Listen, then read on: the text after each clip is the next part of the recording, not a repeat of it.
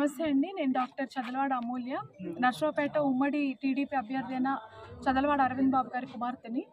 ఈరోజు మేము రొంపిచెర్ల మండలము, అలాగే నర్సరావుపేట మండలంలో అన్నారం గ్రామం వీటన్నిటిని పర్యటించడం జరిగింది. ప్రజల నుంచి ఆదరణ చాలా అనూహ్యంగా ఉంది. మేము పర్యటన చేసే సమయంలోనే ఆ అనూహ్య స్పందనని తట్టుకోలేక ఇప్పుడు ఉన్న ప్రభుత్వం కానీ, ఇప్పుడు ఉన్న వైసీపీ కార్యకర్తలు కానీ చాలా దారుణంగా, చాలా అన్యాయంగా కరెంటు కోత చేయడం జరిగింది. గంటన్నర పాటు కరెంటు లేదండి ఇక్కడ. మేము ఫోన్ లైట్ల ద్వారా, మేము తెచ్చుకున్న లైట్స్ ద్వారా, మొబైల్ లైట్స్ ద్వారా తిరగడం జరిగింది. ఈవెన్ కరెంటు లేని సమయంలో కూడా ప్రజలందరూ మాకు బ్రహ్మరథం పట్టారు. వాళ్ళకి ఈరోజు ఈ ప్రభుత్వం చేసే అరాచకాలు లైవ్లో వాళ్ళకి తెలియడం జరిగింది.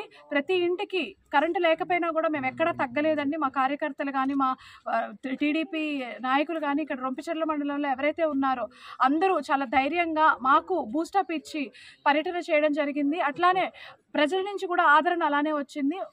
వాళ్ళకి క్లియర్ కట్గా ఈ అన్యాయాలన్నీ చూశారు. ఈరోజు మేము వచ్చిన తర్వాత వాళ్ళు పవర్ కట్ క్లియర్గా తెలిసింది. మేము వచ్చిన ఒక అరగంటకి పవర్ కట్ తీయడం జరిగింది. మేము పోలీసు బృందానికి ఇన్ఫామ్ చేయడం జరిగింది, కంప్లైంట్ రైజ్ చేశాము. వాళ్ళు ఒక గంట తర్వాత రెస్పాండ్ అయ్యారండి.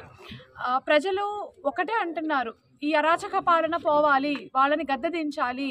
జస్ట్ ప్రచారమే కదండి మేము ఇక్కడికి వచ్చింది, ప్రచారం చేయడానికి వచ్చా.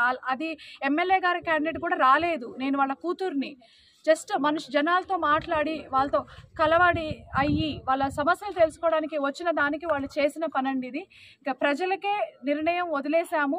ఇట్లాంటి పాలన కావాలా, లేకపోతే అభివృద్ధి చేసి సంక్షేమ పథకాలు ప్రతి ఇంటికి చేరే నాయకుడు కావాలా, వాళ్ళే డిసైడ్ చేసుకోవాలన్న పరిస్థితి ఈరోజు రొంపిచెర్ల మండలం అలాగే నర్సరావుపేట మండలంలో పేర్కొందండి. ఇది ఖచ్చితంగా మీడియా వాళ్ళు ప్రజల దృష్టికి హై స్థాయిలో తీసుకెళ్ళాలి. మేమేమి నిరసన అయితే ఏం చేయలేదండి, గొడవలు చేయలేదు. మా పని మేము క్లియర్గా విద్యుత్ అధికారులకు మీరు ఏమన్నా ఫోన్ చేశారా? ఈ కంప్లైంట్ ఇచ్చామండి, ఆన్లైన్ కంప్లైంట్ ఇచ్చాం, ఫోన్ కూడా చేశాము. కాకపోతే వాళ్ళ నుంచి రెస్పాన్స్ అనేది అంత క్విక్గా రాలేదు. మీరు ఇక్కడ ప్రజల్ని కూడా 2-3 క్రాస్ చెక్ చేసుకోవచ్చు. మేమే అడిగాము, అమ్మ విద్యుత్ కోత ప్రతిరోజు ఉంటుందా అంటే, లేదు మేడం, మాకే చాలా ఆశ్చర్యంగా ఉంది. ఈరోజు మీరు టీడీపీ వాళ్ళు పర్యటనకి రావడం, మేము రావడం సెంటర్లో కొంతమంది చూసారండి. ఊర్లో సెంటర్ ఉంటుంది కదా, సెంటర్లో కొంతమంది చూశారు.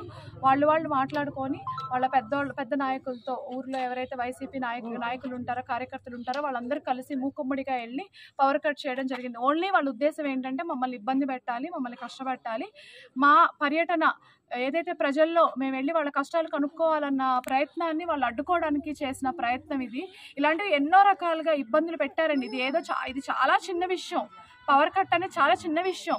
మాకు అసలు ఇబ్బంది ఏం జరగలేదండి. మా టీం అంతా మాకు చాలా బాగా సపోర్ట్ చేశారు, నాయకులు కానీ, కార్యకర్తలు కానీ. ఇలాంటివి ఎన్నో చేశారు అంతకుముందు. ఈ లాస్ట్